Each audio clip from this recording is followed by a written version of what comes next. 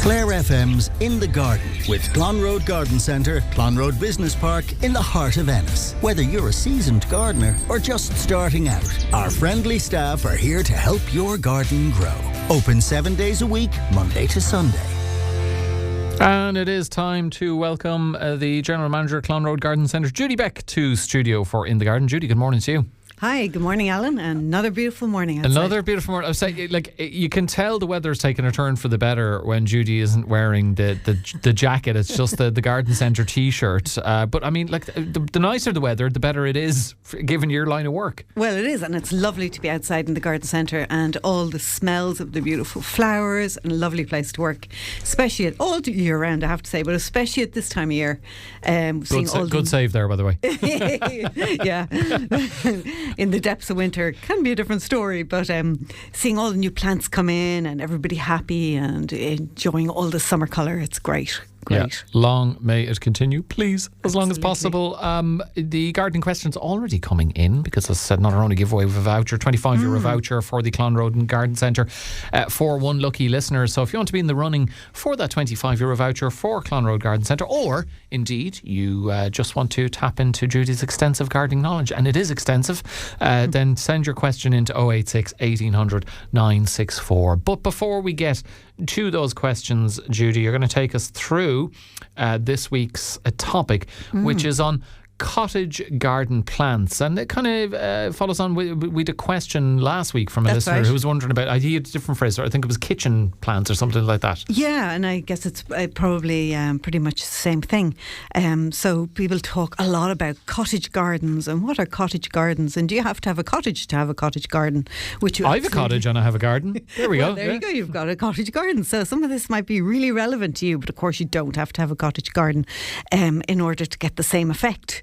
And where did this term come from, cottage gardens and cottage garden plants? Well, I suppose it comes from the old days where, you know, before there were garden centres, and where did people get plants before there were garden centres? Good question, actually. I'd never pondered that, but yeah, where did they get them from? Their neighbours? Or yeah, you know, your granny, your great granny, and that's it, exactly, from your neighbours, you know, because they didn't sell them in supermarkets, they didn't sell them in the corner shops. So where did all these plants come from, and flowers in the gardens?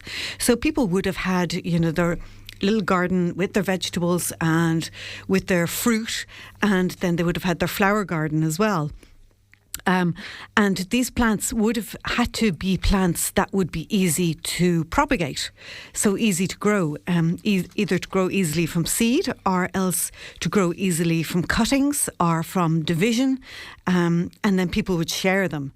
So if there was somebody had some lovely plant and somebody wanted some of it, then there was a knowledge and a skill on how to get a cutting from that plant and grow a new plant from it. And, you know, if a young couple, you know, they got married, they bought their first house, and they wanted to get plants for the garden, well, they'd be often given gifts of plants from other people's gardens. And these plants, of course, had to be easy to grow and to start. And what kind of plants were those? Well, roses, for example. Old English roses. The roses are quite easy to propagate, if you know how, I suppose. So cottage gardens would have had a lot of roses in them. Lavender would be another one. Foxgloves, digitalis, foxgloves, you know, the one you see often out in the woods. They self-seed really easily. And of course, when plants self-seed in a garden, it means they're happy in that garden, they enjoy growing there, and they'll self-seed into areas that they like to grow. Aquilegia, also known as Granny's Bonnet. I love that name. And it's a really pretty flower. It's out at this time of year. And again, self-seeds around the garden. Tall verbena, that multiplies. Anybody who has tall verbena knows that. Forget-me-nots, because they spread like crazy as well. What other plants? Well, lupins, gorgeous lupins, very easy to grow. Sweet William. Michaelmas daisies. Why are they called Michaelmas daisies? Because they flower on Michaelmas Day, which is the 29th of September. Oh, we all knew that. I thought this was some up-and-coming new pop star I hadn't heard about. Michael. Michaelmas Day. So you can tell by 29th September, it's a late flowering plant, because that is quite late for flowers. It's autumn flowering, lovely asters. They're actually, the real name is aster. And we do have them in stock. We have most of these in stock if anybody's looking for them. Delphiniums, hollyhocks, pinks, also known as carnations, honeysuckle, poppies, even ivy. They would all be cottage garden plants. Geraniums, hydrangeas, peony roses. And all of these plants, quite easy. And it is kind of a lost skill. A lot of people wouldn't know anymore how to divide a plant, how to take a cutting off a plant. And it's the older generation generally who where the skill has been passed down from previous generations, when this was the only way to get plants. Was either maybe they would order seed from a seed catalogue and grow the plants themselves, and then they'd take cuttings and divide them up and give them as gifts. So I suppose cottage garden as well, the way I was saying it, they self-seed into areas of the garden. It becomes, there's no formality to it, it's more of an informal garden. Things are allowed to grow where they're happy, and it'd be the complete opposite now of a formal garden with manicured lawns and topiary hedges. This would be a much more informal and often with a lot of nice scent. So the scents coming from the fragrance would be coming from the pinks and from the honeysuckle. Smells really nice. Phlox, the tall phlox gets a lovely scent as well. So cottage gardens would have had, and the roses, no, don't forget about the old English roses, they would have had a lot of nice smells. And then, of course, they would have had their vegetable garden as well, and their fruit garden, and that would have been a typical cottage garden. Hey, it sounds lovely. You were painting quite the picture there. I was going to almost imagine the smells as you were talking about these flowers. And if someone wants a cottage garden, there's no kind of like set down template, or you can be kind of creative. I guess. That's a good word. You can actually be creative. And I know now they say, you should plant everything in 3s and in 5s. Well, in a cottage garden, there's no rules really to follow.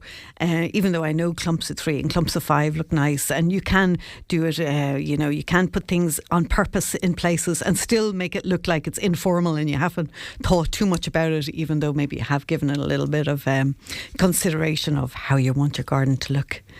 Okay, perfect. So that's cottage garden plants and cottage garden. Sounds lovely. It is 086 1800 964 if you want to send in any gardening questions for Judy. Remember, there's a €25 voucher for the Clonroad Garden Centre up for grabs for one lucky listener. But even if you don't get that, you'll get a great answer to your question. But before that, we're going to hear some jobs for the week. And what a week to get out and do those jobs in the garden, Judy. What have you got for us? So if you're lucky enough to have a glasshouse or polytunnel, it's a good time now to buy, if you haven't started your tomato plants and pepper plants from seed, you can buy the plants now. They're all available, and you get a really good choice at the moment because all the different varieties are in. It's kind of late now to start them from seed, so if you haven't done them, you should really buy the plants. And the good thing about that is all the hard work is done for you, and they're ready to go and ready to go into your tunnel. A lot of people ask, can you grow tomato plants outside? And it's difficult enough, to be honest, because it's hard to get you'll be able to grow the plants and you'll be able to get the fruit, but whether you can get them to ripen outside is the problem. So good if you have a little bit, some kind of a small tunnel or glass house to do those. Other things, now if you haven't already fed your hedging, your trees, your roses and shrubs, you can get a fertiliser such as fish blood and bone. There's also lots of other fertilisers, but I particularly think that's a good one for feeding. And it's certainly not too late, since the weather has just warmed up. Now is a good time. They're going into growth now, and people are thinking about maybe covering their walls with flowers, not just doing, I suppose, horizontal gardening, but doing some vertical gardening and growing things up, maybe old trees, or growing them, covering your walls with flowers. And clematis, it's a good time to put clematis into the ground.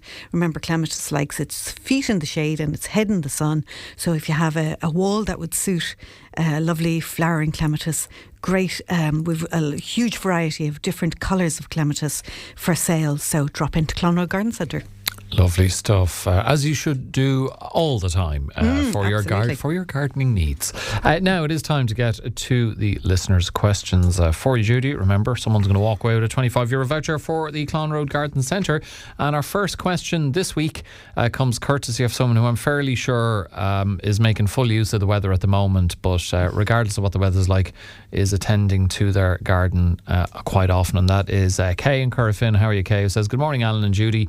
Kay is asking you, Judy, should she change the soil in her polytunnel? She says she hasn't done so in a few years, or she's wondering if you can recommend a good nutrient to add to the soil that's there. Hi Kay, and it was nice to see you in the garden centre last week. Thanks for dropping in. One of your most loyal customers, I'm sure. Absolutely, and always a pleasure to see her. So Kay, if you want to, I wouldn't change the soil out. What I would do would be to add what you were saying there at the end, add extra nutrients. Farmyard manure is a really good way to add those nutrients and to rejuvenate your soil. So if you don't have access to farmyard manure, you can buy bags of it. In the garden centre, we have bags of farmyard manure for sale, very popular. Lots of people use it, including myself. So there are other things you can use, but that, for me anyway, is the best thing to use for rejuvenating your soil. Okay, there you go, Kay, and thanks for listening as always. Jade in Middletown, Malbay, asking about compost. She says, hey Judy, can you recommend a good compost for baskets and tubs? Jade goes on to say that in the past I found it dries out a lot and doesn't keep moisture. Okay, so what I can do, I can give you two tips. One is if you use the Jack's Magic compost with added seaweed, which we sell, it's a really good compost, really good for flowers, and that seaweed just gives it that little bit of extra nutrients. One tip is either to add some topsoil to that compost to help it, or even better, we sell these, it's called water gel or swell gel, some people call it. So you add this gel in through the compost, and when you water, the gel swells up. And as the compost dries, the gel releases the water back into it. So if you're not there every day to water them, or it's, you go away for a weekend and you're worried about your hanging baskets drying out, this swell gel is really good for adding into the compost. Also, you can add in, just while we're on the subject, add in some slow release food, because hanging baskets are small. You have a lot of plants in them, plants that need a lot of nutrients throughout the season to keep them blooming. So if you put in these slow release pellets, they release the nutrients over 6 months they last for, and that will just ensure that you get better flowers. Okay, and best of luck with that, Jade. Next question from Tess Hallinan in Ennis. How are you, Tess? It says, good morning. How can I stop my cats from digging up my flower garden? Many thanks. Great show as always. Thank you very much, Tess. And Judy, I'm sure you'll have a solution that doesn't involve weapons. Well, I'm a cat lover anyway. It definitely won't so.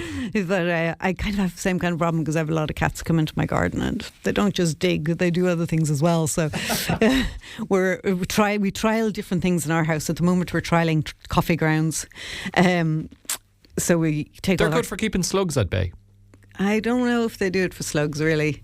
I think it's the cats don't like the smell of the coffee. So we have a coffee machine, so we save all our grounds and then we put them around the plants that we want to try and keep the cats away from. So I don't have a definite answer on that. I think it might be working, and you need quite a lot of coffee grounds, but maybe you could get them from some kind of coffee shop if you don't have a coffee machine. Call out to my house. I drink about 10 cups a day, so there's always plenty of grounds left around. Grounds. Yeah. Other things, there is like a thing you can get called pepper dust, and you put that around your plants.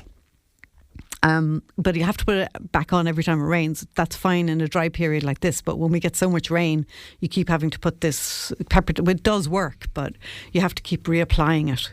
I don't have a really good answer, unfortunately. There's no. You can put around a pot. You can put grit. You can get horticultural grit and put that around the top of the pot, and cats wouldn't be crazy about that. They prefer the bare soil.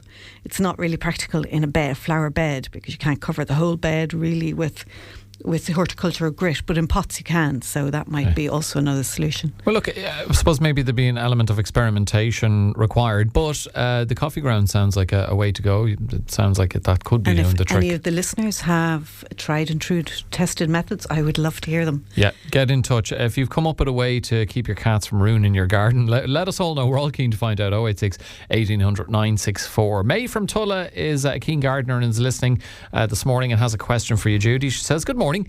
I've been trying to grow African lilies from seeds. Would now be the right time to plant them out in the garden from the pots they are in, and what should I put them into? African lilies, I must admit, they're a new one on me, Judy. Well, I guess it would depend on the size of them in their pots at the moment, because you would want to make sure that the roots have, sufficiently developed in order to put them out. What I know is African lily is agapanthus, would be the real name for it. So I would maybe even wait till, well, we're nearly there, the first or second week of May, just in case the weather changes and we were to get a cold night, which isn't unheard of for the end of April, beginning of May. So if you can leave it, unless they're gone very big and you really need to move them out, I try and keep them, just if you've got them this far, try and keep them a few more weeks before planting them out. Okay, Ger in Shannon is asking, can one transplant rhododendrons now? Well, rhododendrons should be flowering at the moment, so you wouldn't transplant them now, which would be an awful shock to them. And I wonder if he's transplanting them out of a pot or transplanting them from one part of the bed to another part of the bed. But I would wait anyway till they've finished flowering before you do anything. Okay. And that would probably be, and then after that you could do it. Okay, yes. take the cautious approach, Ger, but maybe you can provide a bit more detail. As Judy says, are you transplanting from one part of the bed to another, or from a pot to a bed? Mary is in Ennis and says, Judy and Alan, I have daffodils in large pots that grew lots of foliage this year, but they didn't flower. What should I do now to ensure that they bloom next spring? Many thanks. Okay, I wonder now, with daffodils not flowering, it's usually one of two things. One is that the bulbs aren't planted deep enough, or else, but in a pot that would be unusual, that would normally be in the ground, or else that they were cut back too early last year. That could be a likely scenario. So say they flowered last year and then the foliage was cut off, so the bulb wasn't able to be fed, because what happens is that the leaves take in the sun, which feeds the bulb for next year. So that's one possibility. The other one is maybe that they've become too pot bound. So there's too many now. They've multiplied in the pot and they need to be emptied out and separated and replanted. Okay, there you go, Mary. Best with that. Teresa is asking, this is also pot related. Can I put a hydrangea into a pot rather than the ground, and how long will it last in a pot? Teresa wonders. Hi, Teresa. So the hydrangeas are very big, they're heavy feeders, they like a really damp soil, and pots aren't really conducive to any of that, because they just outgrow the pots too quickly. But there are some miniature hydrangeas that you can use. Little Lime, for hydrangea Little Lime, it's lovely. It's like Limelight but a smaller version that could be grown in a fairly large size pot. And then there's other miniature types of they're called bolero or garland hydrangeas, and those can be grown in big pots, but you still need a big pot to put them into. But if you come into me in the garden centre, I'll show you, because I got lots of lovely hydrangeas in there last week, so I can show you a few that might work for you. Okay, pop in there and Judy will help you out. And lastly, from another Kay who's just asking, could you repeat the cottage flower names? Okay, I can go through them for sure. Delphiniums, hollyhocks, sweet William, poppies, carnations or pinks, phlox, lupins, honeysuckle, Michaelmas daisies, ivy, granny's bonnet, tall verbena, forget-me-nots, English roses and lavender. And maybe I'll do a post on social media later. Is that today. all? There are actually others. Oh my God. We don't have all day, but I will do a post and I'll list them out. So if you check later, and or else come in and see me and I'll show them to you. Okay, brilliant stuff. Well, thank you to all of you for questions. There was more I just don't have time to get to, but congratulations also to Jade in Milltown Malbay. Jade, you have won today's €25 voucher, so I'm sure you'll be into Judy fairly soon to use that. Judy, well played. Great. As always. Thank you very much. We'll let you get back to business, and thanks for being with us this morning. Busy day. Judy Beck there from Clonroad Garden Centre with us for In the Garden. If you ever have a gardening question for Judy, not just on a Monday, send them to us any day and we'll compile them for the next time she's in. 086 1800 964.